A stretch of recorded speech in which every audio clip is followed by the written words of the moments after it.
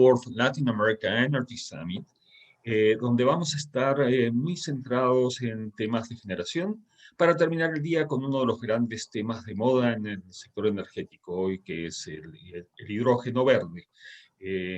Una alternativa energética en la que Chile está haciendo apuestas muy interesantes, al igual que otros países en América Latina como Colombia, por ejemplo.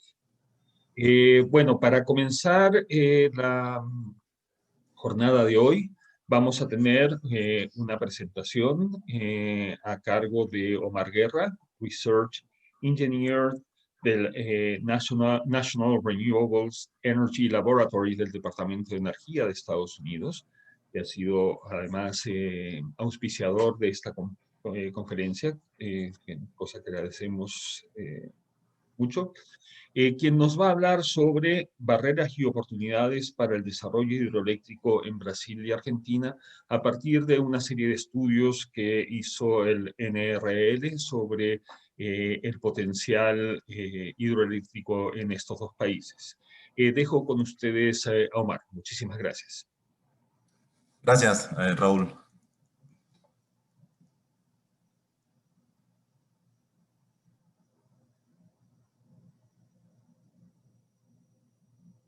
¿Ya está corriendo la presentación? Sí, ya está. Ah, ok. Pero no alcanzo a ver acá en mi pantalla, no la veo. Y puedes poner en View, hay una... ahí ok. puedes ver las ventanas. Ok, un momentico, a ver.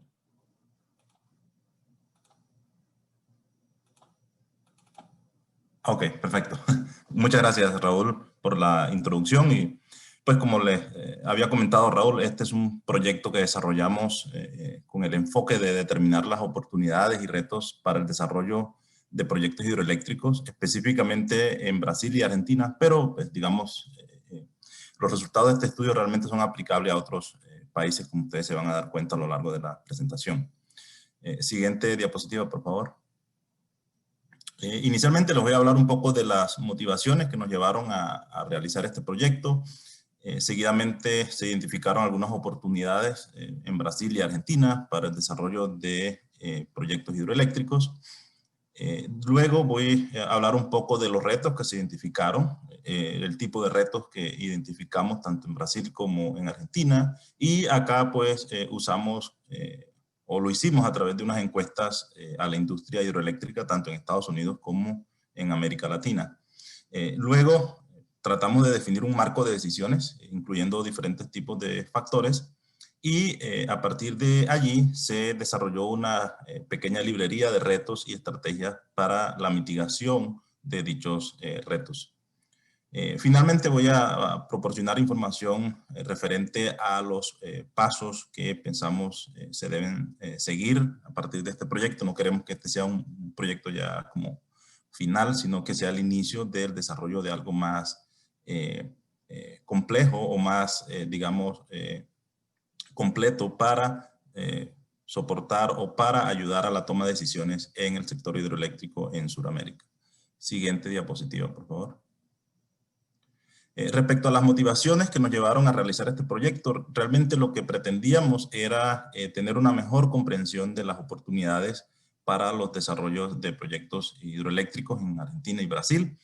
Esto obviamente incluye la identificación de recursos, la identificación de bases de datos que sean útiles para la toma de decisiones, y aquí pues nos referimos no solo a recursos, sino también a diferentes retos o barreras que existen para el desarrollo de proyectos hidroeléctricos.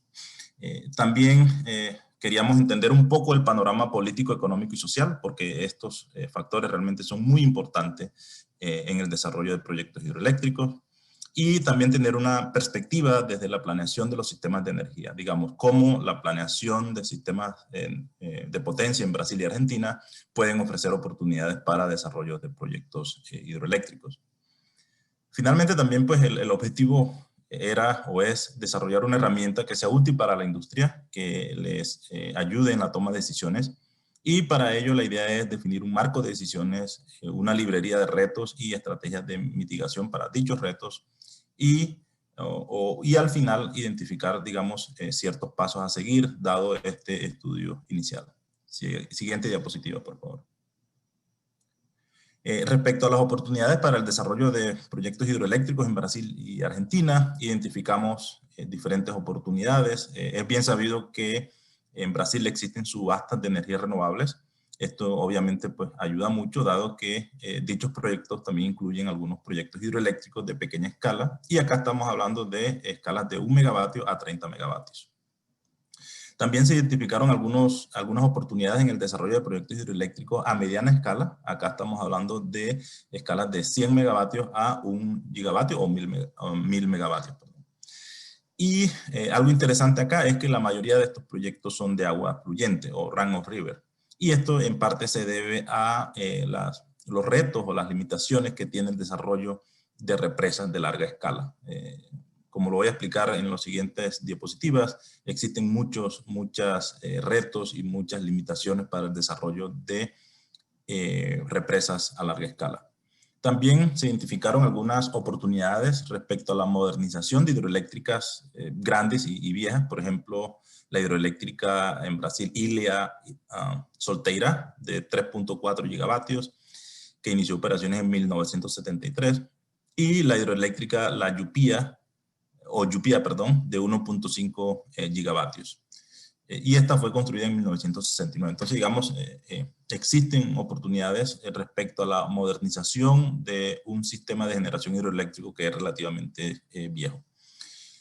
También existen oportunidades para, digamos, explotar la complementariedad temporal y espacial de la generación hidroeléctrica y las energías renovables variables, específicamente eólica y solar.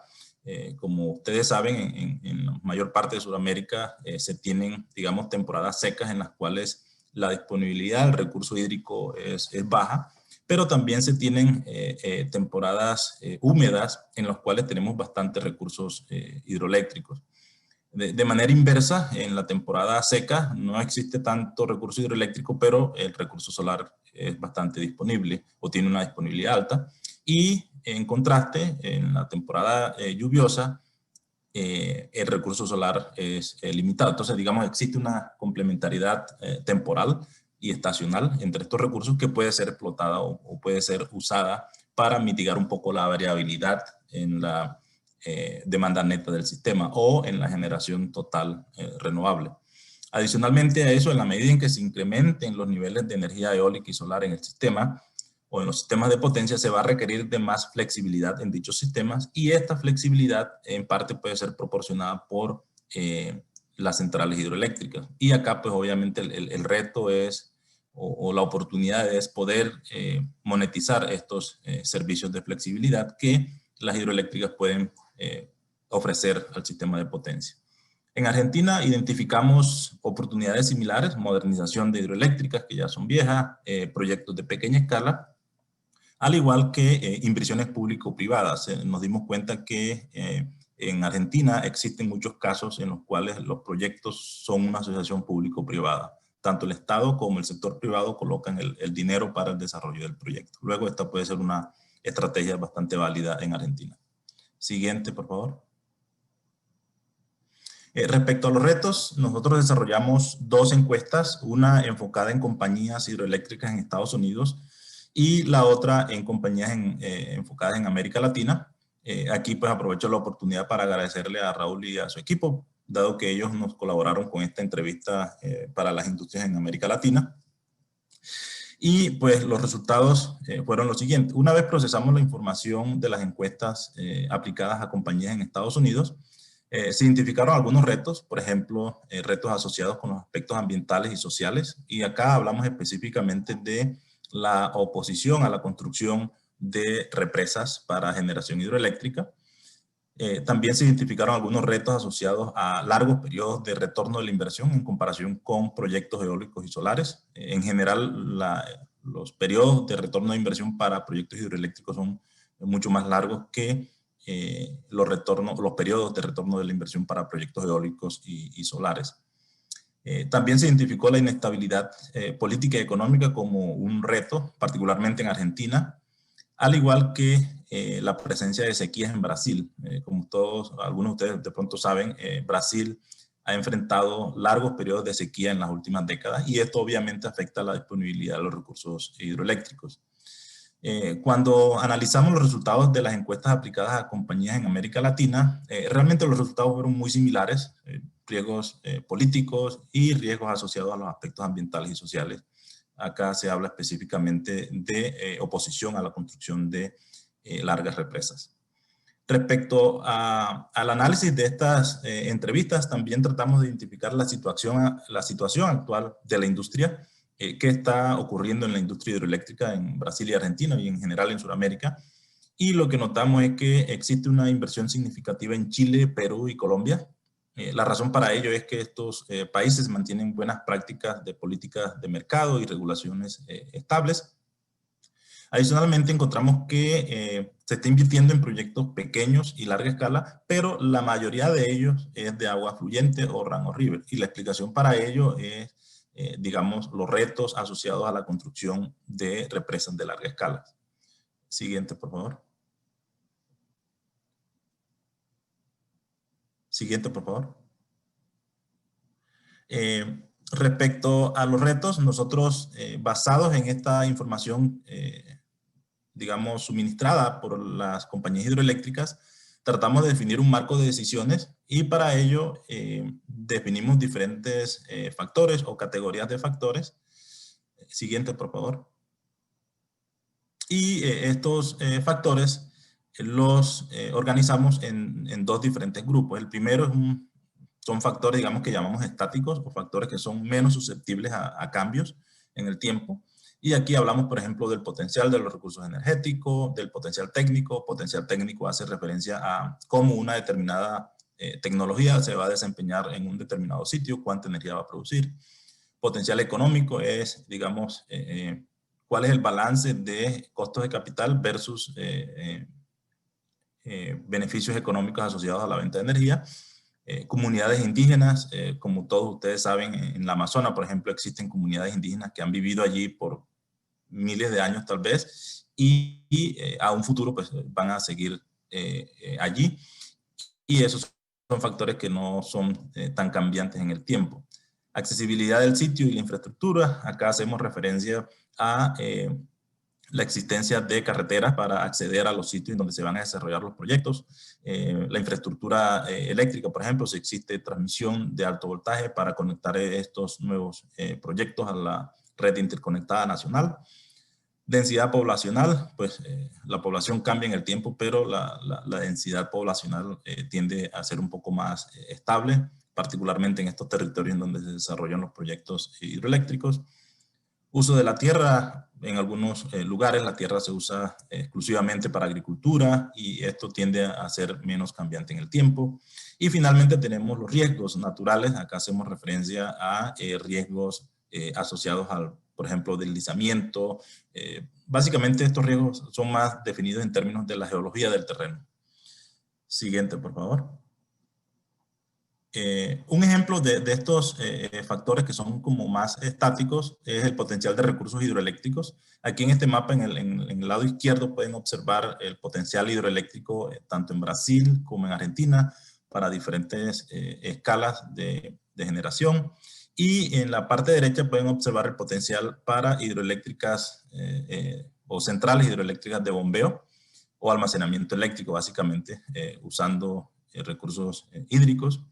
Este tema es muy importante porque, digamos, a futuro, cuando ya se estén integrando niveles altos de energía eólica y solar, el almacenamiento de energía va a ser una de las soluciones para mejorar la flexibilidad de los sistemas de potencia. Y obviamente el almacenamiento en centrales hidroeléctricas de bombeo es una alternativa que puede ser llamativa dado el alto potencial de Brasil y Argentina. Y pues esto también es extendible a otros países como Colombia y Perú para el desarrollo de proyectos de almacenamiento en centrales hidroeléctricas de bombeo. Siguiente, por favor. La siguiente categoría son factores que determinamos como factores dinámicos y aquí hacemos referencia a factores que pueden ser cambiantes en el tiempo. Por ejemplo, la situación política, digamos, todos ustedes saben que en Sudamérica la situación política ha sido bastante inestable. monta un gobierno de una determinada corriente política y en el siguiente periodo monta un gobierno que puede ser opuesto en la dirección política a la anterior. Aspectos sociales y ambientales, por ejemplo, una determinada comunidad se puede oponer al desarrollo de un proyecto hidroeléctrico en un determinado lugar, pero si existe una determinada comunicación y un diálogo y una negociación con esas comunidades, estos factores pueden cambiarse y de hecho pues las comunidades pueden terminar aceptando estos proyectos. Análisis financiero, aquí pues hacemos referencia a las tasas de interés, a la estabilidad del mercado, etcétera, y pues obviamente estas son situaciones que son cambiantes en el tiempo. Economía y seguridad energética, acá hacemos referencias, por ejemplo, a la estabilidad económica del país, la disponibilidad de recursos energéticos, etcétera. Y pues un ejemplo claro de esto es, por ejemplo, el desarrollo de la formación de shale gas en Argentina, de la formación Vaca Muerta, lo cual obviamente, digamos, va a tener un impacto significativo en el sector energético en Argentina. Factores políticos y regulación, acá hacemos referencia a las metas para integración de renovables, los incentivos, etcétera, y pues obviamente estos factores dependen mucho de la política o del sistema político y como el sistema político es cambiante, lógicamente las políticas y regulaciones en el sector energético van a ser cambiantes también. Licenciamientos y permisos, obviamente estos son aspectos que se pueden cambiar, puede llegar un gobierno que diseñe políticas favorables para el desarrollo de un determinado tipo de proyectos y esto obviamente va a favorecer este tipo de, el desarrollo, digamos, o la implementación de este tipo de proyectos. Generación de potencia, capacidad y demanda. Acá hacemos referencia a la demanda eléctrica, cómo varía la demanda eléctrica en el país, la capacidad para importar o exportar energía eléctrica. Esto puede ser función de una nueva red de transmisión entre diferentes países y por tanto puede ser cambiante en el tiempo. Y finalmente, competencia en el uso de agua. Las hidroeléctricas o el agua en general se puede usar no solo para generar energía, pero también para sistemas de reguío, para consumo humano, etc. Y estos usos pueden llegar a ser cambiantes en el tiempo también. Siguiente, por favor.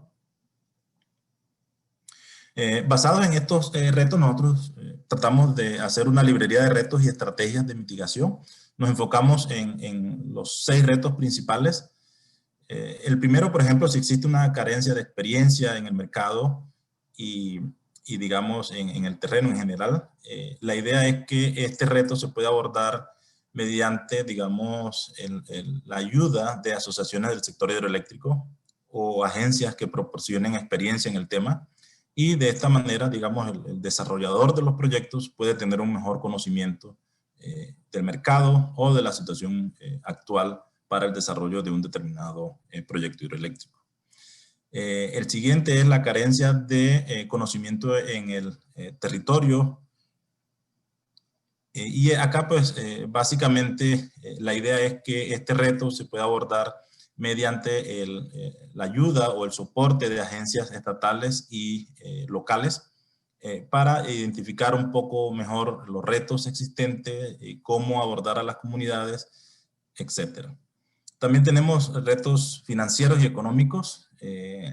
La idea es que, digamos, estos retos financieros y económicos, si una determinada empresa está tratando de desarrollar un proyecto hidroeléctrico y, digamos, no tiene clara la financiación de dicho proyecto, pues se pueden evaluar oportunidades para el financiamiento estatal.